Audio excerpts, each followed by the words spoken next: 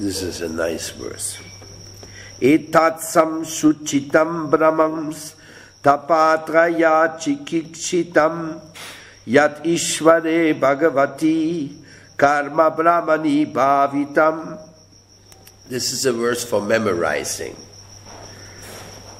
O Brahmana Vyasadeva, it is decided by the learned that the best remedial measure for removing all troubles and miseries is to dedicate one's activities to the service of the Supreme Lord, Personality of Godhead Sri Krishna. Wonderful, huh? Srila Prabhupada explains. Sri Narada Muni personally experienced that the most feasible and practical way to open the path of salvation or get relief from all miseries of life is to hear submissively the transcendental activities of the Lord from the right and bonafide sources. This is the only remedial process. The entire material existence is full of miseries. Foolish people have manufactured out of their teeny brains many remedial measures for removing the threefold miseries pertaining to the body and mind, pertaining to the natural disturbances, and in relation with other living beings.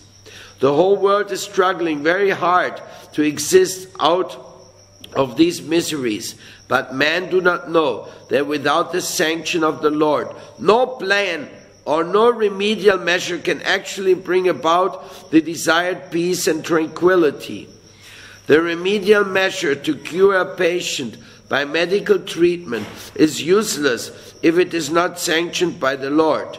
To cross the river or the ocean by a suitable boat is no remedial measure if it is not sanctioned by the Lord. We should know for certain that the Lord is the ultimate sanctioning officer, and we must therefore dedicate our attempts to the mercy of the Lord for the ultimate success, or to get rid of the obstacles on the path of success. The Lord is all-pervading, all-powerful, omniscient, and omnipresent. He is the ultimate sanctioning agent of all good or bad effects. We should therefore learn to dedicate our activities unto the mercy of the Lord and accept Him either as impersonal Brahman, localized Paramatma, or the Supreme Personality of Godhead. It does not matter what one is. One must dedicate everything in the service of the Lord. If one is a learned scholar, scientist, philosopher, poet, then he should employ his learning to establish the supremacy of the Lord. Try to study the energy of the Lord in every sphere of life. Do not decry Him and try to become like Him or take His position simply by fragmental accumulation of knowledge. If one is an administrator, statesman, warrior, politician, then one should try to establish the Lord's supremacy in statesmanship. Fight for the cause of the Lord as Sri Arjuna did. In the beginning, Sri Arjuna, the great fighter, declined to fight, but when he was convinced by the Lord that the fighting was necessary, Sri Arjuna changed his decision and fought for his cause. Similarly, if one is a businessman, an industrialist, an agriculturalist, etc., then one should spend his hard-earned money for the cause of the Lord. Think always that the money which is accumulated is the wealth of the Lord. Wealth is considered to be the goddess of fortune, Lakshmi, and the Lord is Narayan, or the husband of Lakshmi. Try to engage Lakshmi in the service of Lord Narayan and be happy. That is the way to realize the Lord in every sphere of life. The best thing is, after all, to get relief from all material activities and engage oneself completely in hearing the transcendental pastimes of the Lord. But in case of the absence of such an opportunity, one should try to engage in the service of the Lord everything for which one has specific attraction, and that is the way of peace and prosperity. The word samsuchita in this stanza is also significant. One should not think for a moment that the realization of Narada was childish imagination only. It is not like that. It is so realized by the experts and erudite scholars, and that is the real import of the word samsuchitam.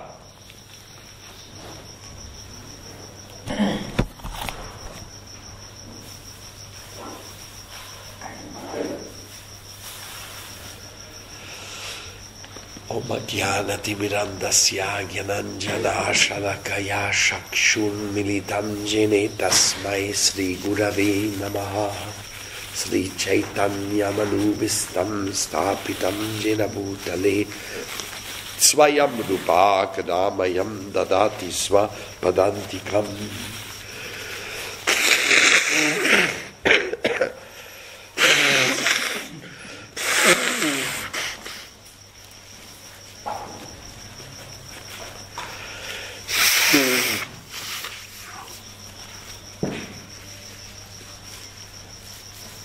We have started a collection called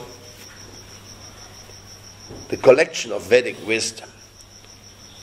In this, we are trying to show how practical everything is which the Vedas say.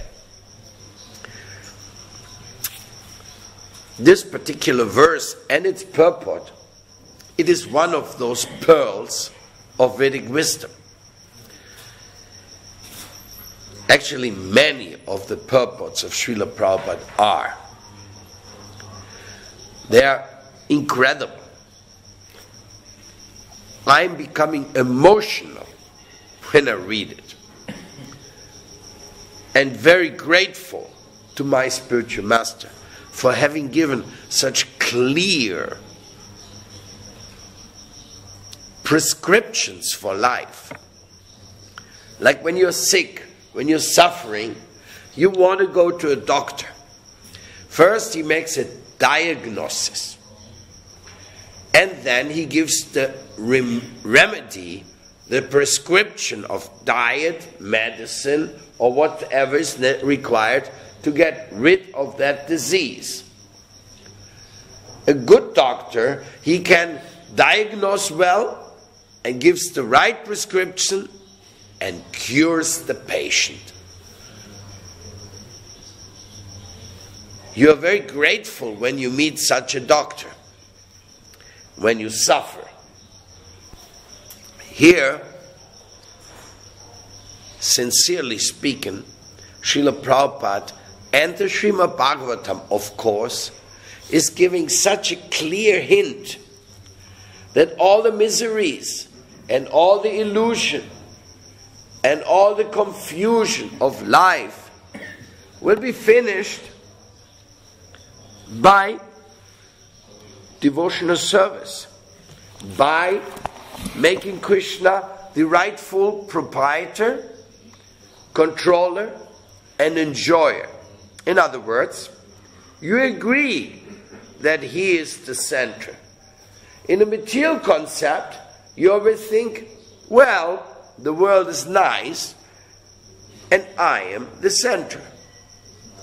I should enjoy, I should control, and it would be nice if I'm also owner of something. That's why everybody works hard to buy a car, to buy a house, to buy a farm, to buy this or to buy that, because he feels I should own something. And the more I own, I feel the more successful and powerful I am. But it does not work that way. Actually, it doesn't work. It's a very serious situation we are facing in this material world. Very serious. And we have to make everything possible that we will not accumulate a lot of sinful reactions in this world. Because as far as ownership is concerned, it's ridiculous. Because when you die, you can't take anything with you.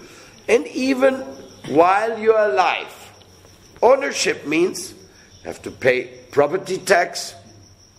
You have to maintain it that it doesn't rain inside and ruin everything. You have to protect it from thieves. You have to protect it from fighting inside the building by the family members. You have to protect it in so many ways. So your so-called property is actually just something like a responsibility put upon you. Just like when you rent a house, you pay a rent every month. That is your responsibility.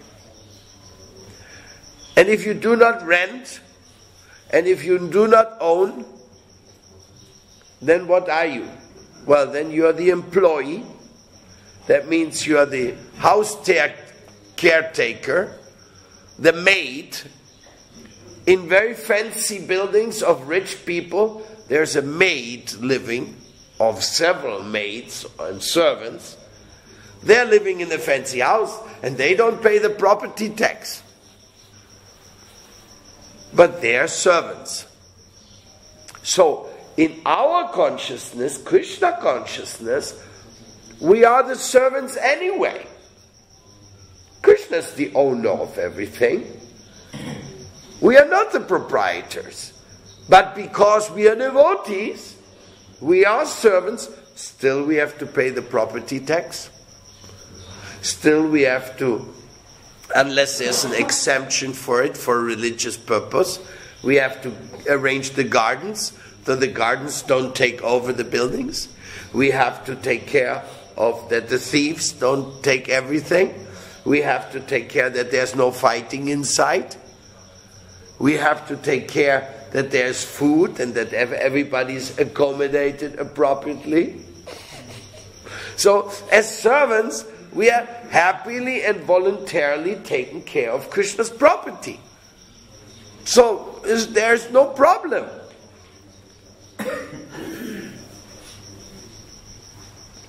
And as far as enjoyer is concerned, wait, enjoying? Who shall enjoy something in this world when everything is in the hand of the Supreme Lord?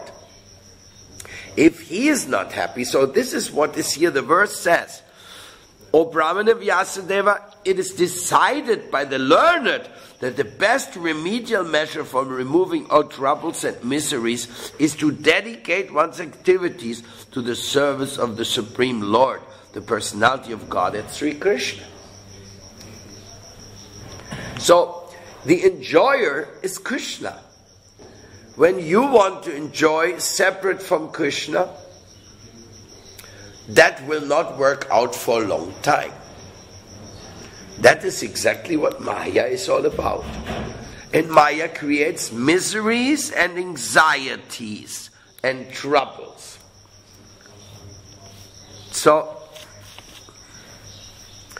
how do you make Krishna the enjoyer? As far as being the controller is concerned, well, we aren't so good in controlling anything. Because we can't control the hurricanes, we can't control the earthquakes, we cannot control even the mosquitoes. We try to, we have our little stuffed mosquito net. We try to control the mosquitoes, but the mosquitoes are more expert. They'll wait outside, and when you get out of your room, they go, sit on your leg, and boom, while you go to the bathroom or somewhere, they already bit you. And you may not even notice it. It's not that every time a mosquito bites you, you become aware of it. And the mosquito very easily may give you malaria. So then this little mosquito puts you in the bed. So you see, how can you control? How can you control that when you go in the street, a dog will not bite you? The streets are full of dogs. How can you control that you will always be looking at the cycle will not run into you? You may just step on the road looking somewhere else and a cycle may hit you. You cannot control. One man in Bogota, Colombia, he was a pilot. And in his life he crashed 12 times with an airplane. 12 times the airplane came down and crashed. And he survived 12 times. And he was killed by being hit by a cycle in the street in Bogota.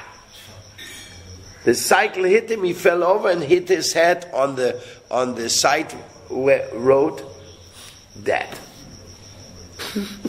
So you cannot control. Krishna, he decides everything. He knows when and what will happen. So don't try to be the controller, because you won't be able to do it anyway. The controller is Krishna. Now, as far as the enjoyer is concerned, that is a very important part. Because the proprietor, you are not. The controller, you are not. Now, what about the enjoyer? Well,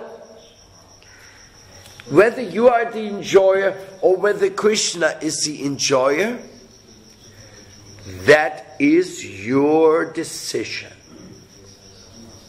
Therefore, this aspect of the enjoyer is the most important. Because Krishna is the enjoyer when you give your love to him only. Krishna does not enjoy when you do nonsense. It is up to you whether you want God to enjoy you or not. When you want to be the enjoyer yourself, God will not enjoy. When you want to please God, then he will enjoy. Because he only enjoys your love and your attempt to please him. Therefore, Bhakti Yoga is a supreme yoga, because it is the yoga of the loving relationship to voluntarily make God the enjoyer of our efforts, as Srila Prabhupada explains in this purport so expertly, referring to the different responsibilities in life of different people and how to make Krishna the enjoyer. Krishna the enjoyer. How can you accomplish that? How can you actually arrange your life in such a way that Krishna is enjoying? Well, there's a very secure way. Tell others about Krishna, that he will enjoy. Therefore, of all the activities, both in the receiving and in giving, the number one activity is speaking about Krishna. Harikatha. That is the number one activity. It's more important than dancing. It's more important than playing musical instruments. It is more important than painting. It is more important than constructing big or smaller constructions. It is more important than having a nice garden. It is more important than anything and everything. Because when people speak about Krishna, like we are doing right now, you can hear about the most important things of life, and you can also give this to others, what you heard.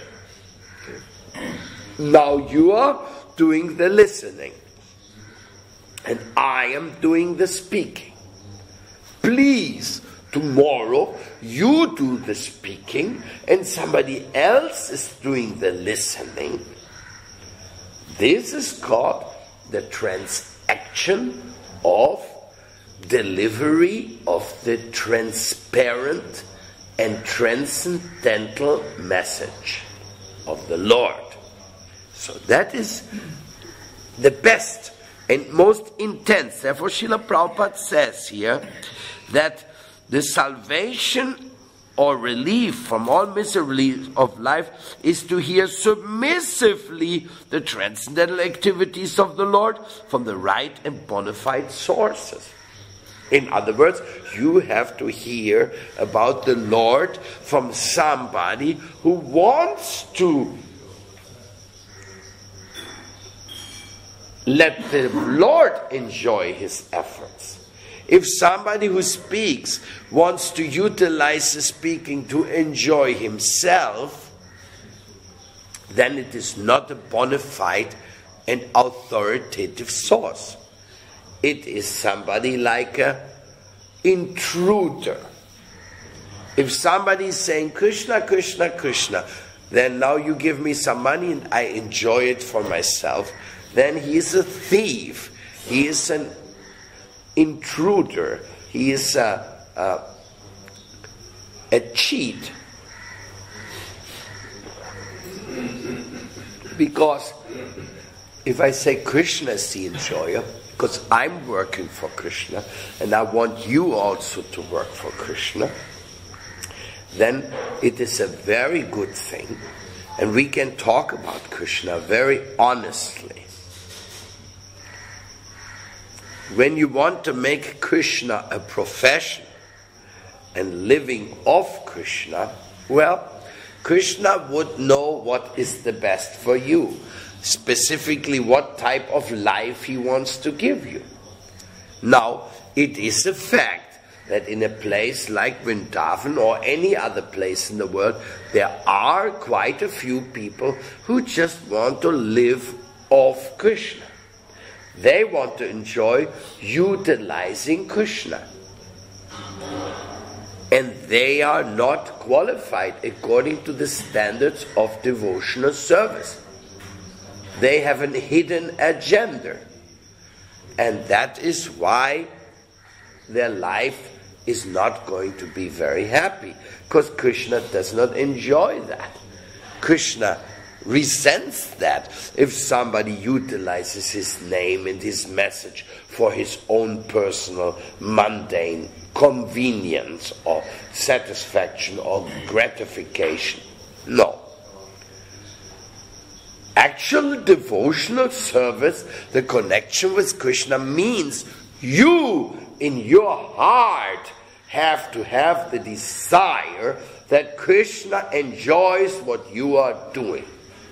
If that is your true inside feeling, your true inside determination, then your Harikatha is bonafide.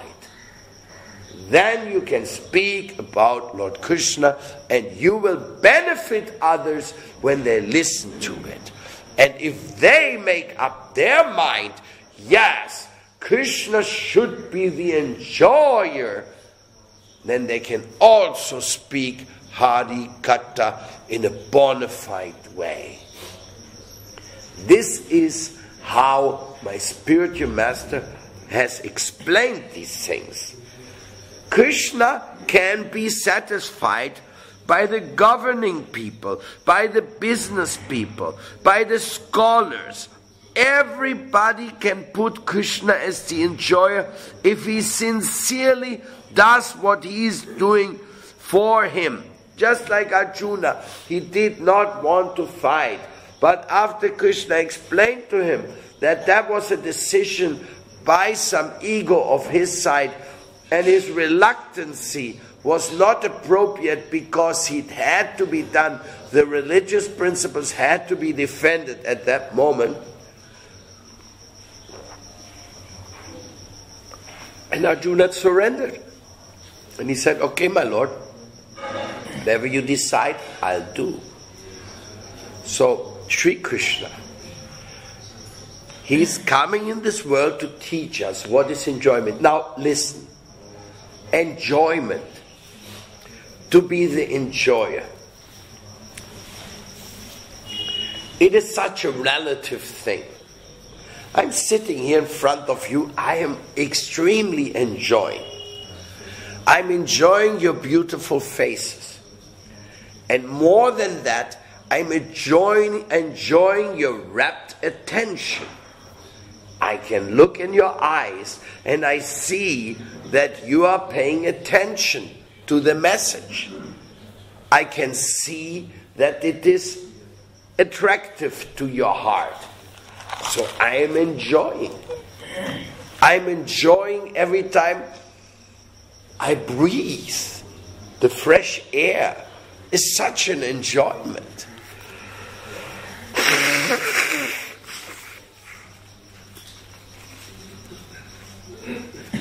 I'm enjoying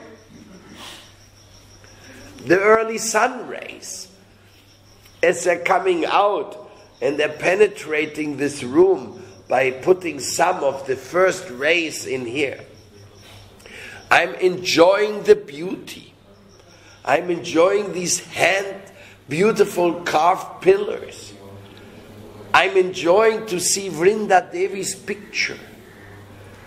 I'm enjoying to see all the beautiful deities from around the world. I'm enjoying to think about Mother Yasoda trying to tie Krishna so that he will not become spoiled because he distributed all the yogurt and all the butter to the monkeys. So Mother Yasoda said, that's not possible. I have to educate you, Lala. Otherwise it will be terrible. So I'm enjoying. I'll be enjoying the remnants of Krishna's food. I'm enjoying in so many ways. So this enjoyment is not bad because it has something to do with a positive lifestyle, with doing your duty for Krishna. We are not against people being happy. We are not against people feeling some joy in this way or in that way. But when we say Krishna is a supreme enjoyer, we really mean to say that if you do anything which he resents and don't like, that is not good for you. And the enjoyment which you are getting, you should not forget, this is all due to God's grace. And your mouth, your money, your efforts, your intelligence has to be connected with Krishna. If you're an artist, make art for Krishna. Please. If you sing for Krishna. Make your life successful. Get rid of all the miseries and troubles by serving Krishna. There's so many ways you can do that. If you have no money, if you have no intelligence or whatever, take up a broom and clean the parikrama paths in Vrindavan. And Krishna is going to be very pleased with you. Because you're cleaning up the holy dham voluntarily. Not because somebody gives you money for it. No, for Krishna's sake. Simply cleaning. Bring water to a temple. You know, to please Krishna is not so difficult. Just do things voluntarily which are pleasant to Krishna. That is, in one way, is such a broad concept. Such a broad and beautiful concept. We have to try to do things in such a way that Krishna is actually pleased. Because when Krishna is pleased, then your life is perfect. Then you do not have to worry about anything else. Because Krishna is the controller of everything, as we already discussed, and He will certainly look that you have what you need for your life. Above all, He's going to inspire others to have a nice relationship with you.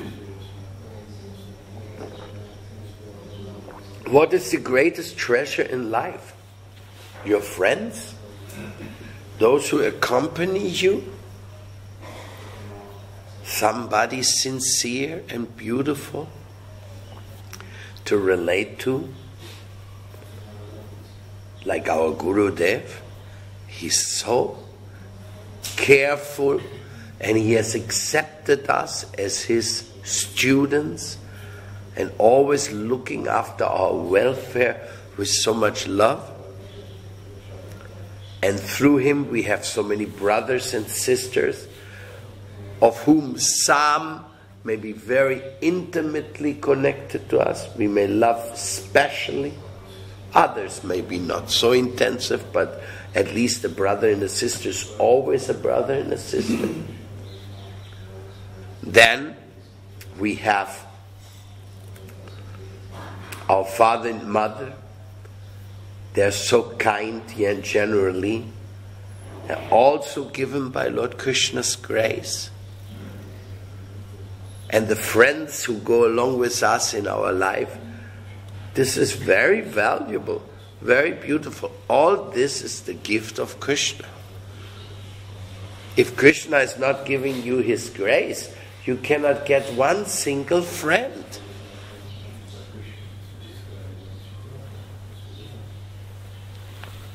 That is the reality. You will live just by yourself. Like some people, they have a bad character. They always speak with others so that people are upset. In South America we say gruñones, chochos. And nobody wants to be with them. Everybody's afraid of them. Oh, no, I'm not going to be with that person. He's always angry. Who wants to hang around angry people? Not even their children want to stay around. Everybody runs away. So you can get all the mercy of Sri Krishna. All the mercy you want. But make him the center focus of your life. Let him be the enjoyer of your efforts.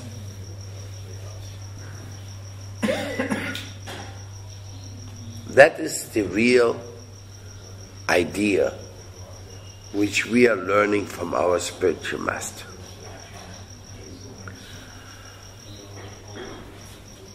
I'm very grateful to the Srimad Bhagavatam for having read this, and I want to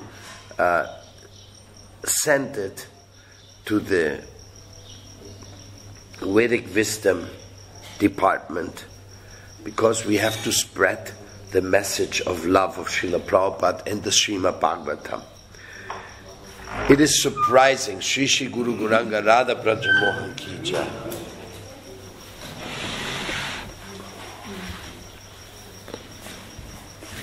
It is very surprising how much nectar is there in these books of Srila Prabhupada. But because people do not study very much nowadays, they don't discover it. So we have attempted in the Vedic Wisdom program to print those same messages in very short and concise deliveries, so that people may be more easy access. Because the whole Srimad Bhagavatam, it is a graduate study of the process of surrender. Because here is one word which is very, very simple word, but which implies a total change of life, it is called submissively. Submissive means I submit myself. It means I accept that something is coming which is beyond me, higher than me. It is right, it is truth, and I bow my head and accept the conclusion submissively. Then you will have the full impact of spiritual success when you become submissive to the truth. And there's another sentence Srila Prabhupada uses, which I find very, very warning and very amazing. Let's see if I find it here.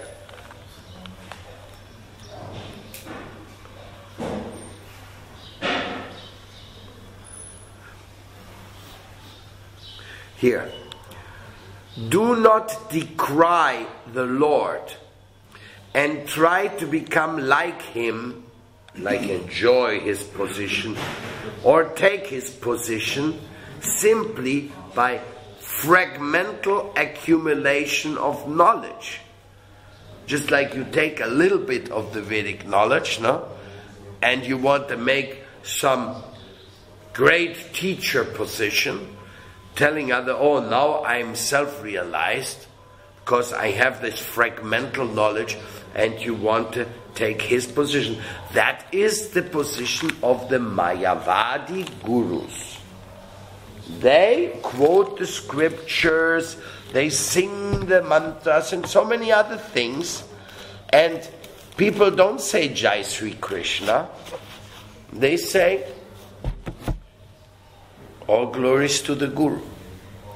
Now, you may say all glories to the Guru, the servant of Sri Hari and the Guru, but if you go and you sing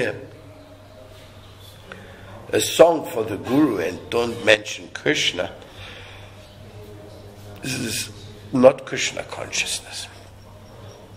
So, if the Guru is overemphasized, that is a very serious symptom that he's wanting to take the position of Krishna. Then he diminishes the position of Krishna, the archana. He may not even give too much attention to the Gita. Of course, without the Gita and without the Bhagavatam, nobody can say he belongs to Sanatan Dharma. He cannot say, I belong to Vedic culture. But the matter of fact is as such that many people do speak about the Vedic wisdom, but don't give the final glory to the Lord. They say, we are all the Lord, and in the practical relationship with others, the topic is not Harikatha. The topic is other things.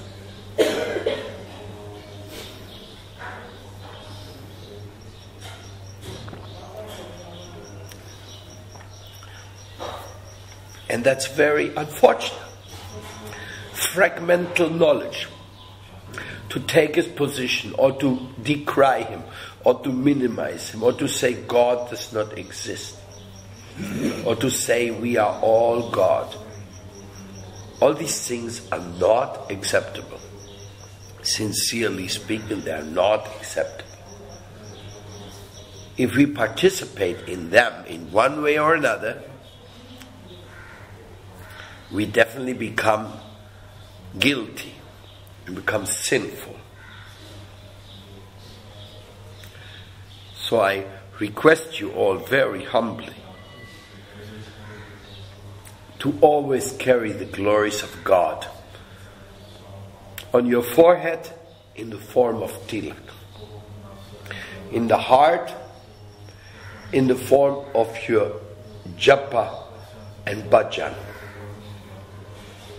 on your desk in the form of the books you read about Krishna, in your mouth by always speaking His glories. In your ears, by always listening to bonafide deliveries about Krishna. In your eyes, by always looking at the deity, the scriptures, and the devotees. In your hands and feet, by always engaging in practical devotional activities. In your belly, by only digesting food which has been offered to Krishna. In your genital, by only offering your capacity of reproduction by bringing some nice children to the world to make them Krishna's devotees, if that's possible. Everything is in you, around you, should be connected to the Lord and keeping Him in the supreme position, above you. It is your job to keep Krishna above you. Krishna won't go there by imposition. He even gives you the intelligence, or let's say, He makes you forget Him, or He gives you the intelligence that you can talk in such a sophisticated way, as if the Lord wasn't so important, like some people do when they become atheists or impersonalists. Usually they have a very intelligent way of speaking about it. Because the brain which God has given us is very high developed. We have a very intelligent brain, at least some of us.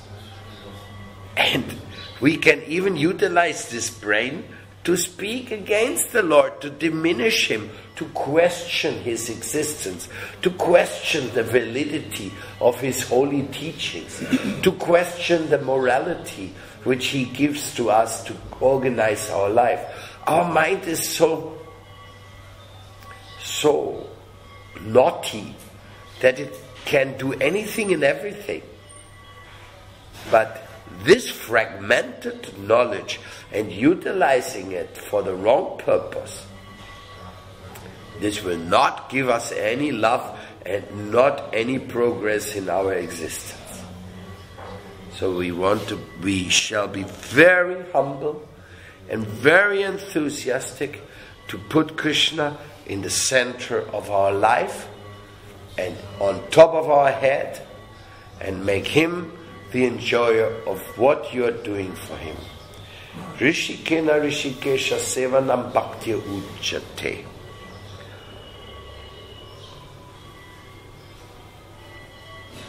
Sarvapata Vinyamutang Tat Paratvena Nirmalam Rishikena Rishikesha Sevanam Bhaktya Ujjate.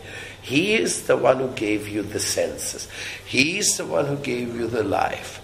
Now in Bhakti Yoga, engage what He has given to you for Him and have a glorious existence. Otherwise, you'll just be ungrateful, an observer of what He has put at your disposal. And this will not look very glorious for you at all. Thank you so much for allowing me this morning to say something about our Lord. And by your presence, I'm inspired to go on reading the Srimad Bhagavatam, and in this way, some or other make good use of this tongue. Any questions?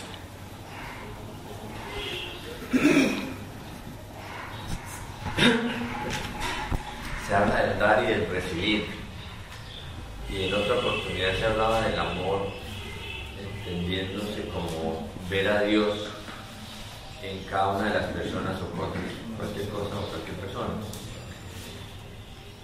Cuando se da, pues entiende que se le da a una persona y en esa persona es Dios. Pero sin embargo, puede uno conocer que esa persona destina ese dinero, digamos, si hablamos de dinero que se le da para el vicio o para algo que a mí me parece que no está bien.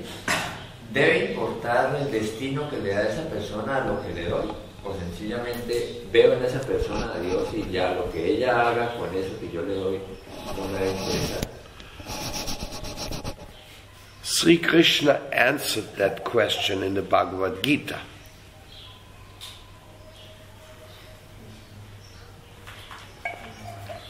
He has said that there's 3 modes of material nature: passion,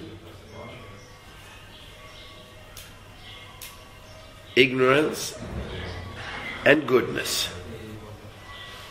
Charity can also be in the mode of ignorance. That is not recommended. We should not give money to somebody who is going to make bad use of it. In the mode of passion, charity is only given for fame. Maharaj, 1 minute. In Sevakunja Mandir, Puri Maharaj. Sevakunja. Today is some festivals. Acha. Festivals. So you are invited by Maharaj. So please you will come. Radha Vrindavan Chandra Mandir. What time? At 11 o'clock. After 11:30 in between. Should I go? Thank you so much. Harikatha. Jai Radhe, Jai Radhe.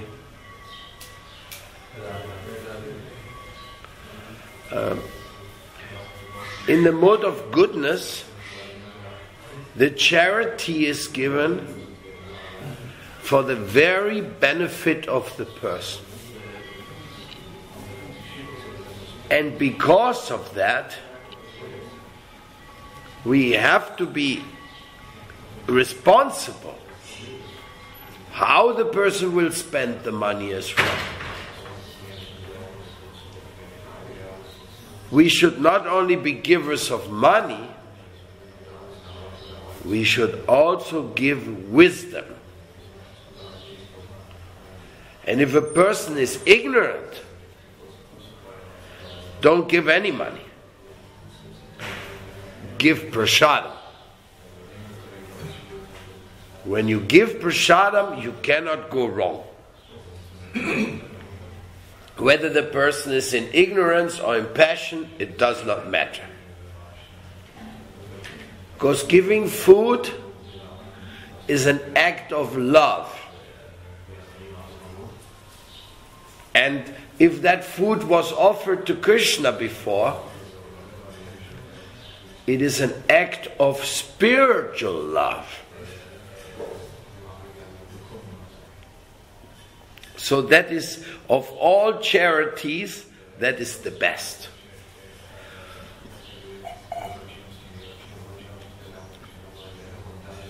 Yesterday we saw a movie about one of the big installations here in Vrindavan. They're distributing every day 40,000 plates of prasadam to school children in this area.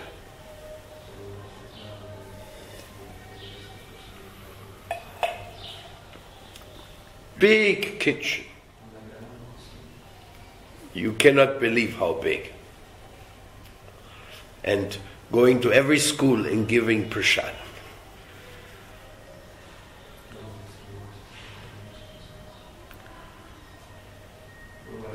Yes? 40,000.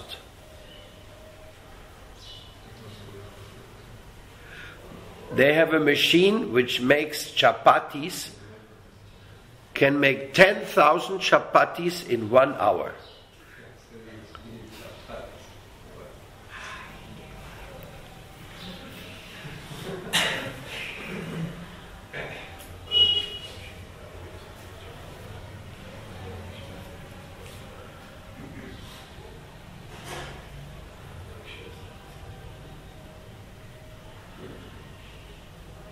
because they want to give good charity.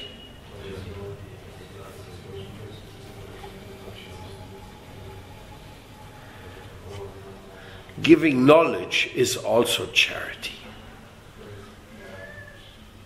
Education is so important. But education without this message of the Bhagavatam, what is the real benefit? It is some kind of illusion. Because if you're a rich man and you don't use your riches for God at all, you did not take advantage of your human form of life appropriately. Any other question?